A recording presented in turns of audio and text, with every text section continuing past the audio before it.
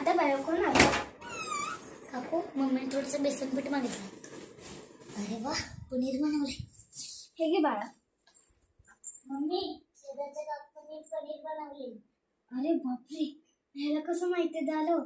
आता तर हा गल्लीवाल्यांना सांगल आणि सगळेजण माझ्याच घरी. काही क्षणानंतर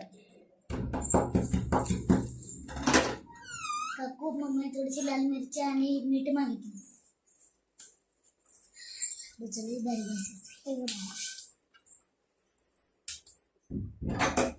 काही क्षणानंतर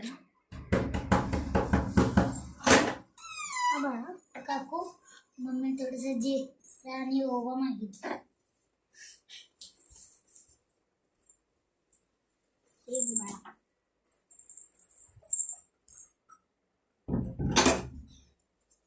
अजून थोड्या काही क्षणांनंतर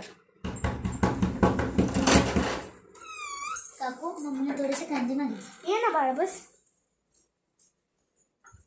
काकू तुमच्याकडे कशाची तयारी चालली? माझा भाऊ येतोय ना लंडनतून.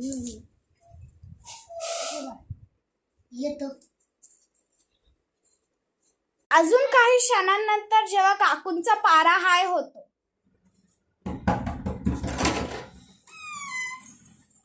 ते काकू ये ना बाळा, भजीच बनवून देते. चहा पार्टी करूया. आता काय राहिले ना, मिरचीच राहिली आहे ना. जा मम्मी पप्पाला बोलून ये. ठीक आहे. ए बावळटा, तुमच्याशी थोडीशी तरी साखर तरी मागितली तर पूर्ण गल्लीवाल्यांना सांगतात.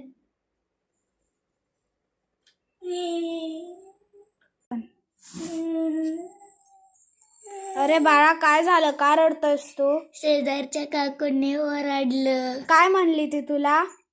मला म्हणले की तुमच्याकडून साखर मागितली तर सगळ्या गल्लीवाल्यांना सांगता. तिची एवढी हिंमत की माझ्या पोराला ओरडलं तिने. तिचा मुर्दाच गाडते आता. थांब जरा, चल तिच्या घरी.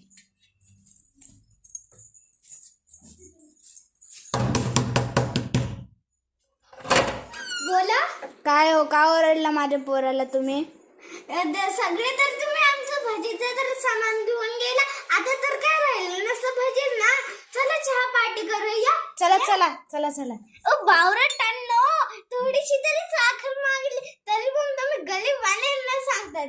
छी, तू नसं मिरचीच राहिलेली. काय रे बाळा? मिरची राहिलेली बाळा. चला मग बनवते भजी. चला.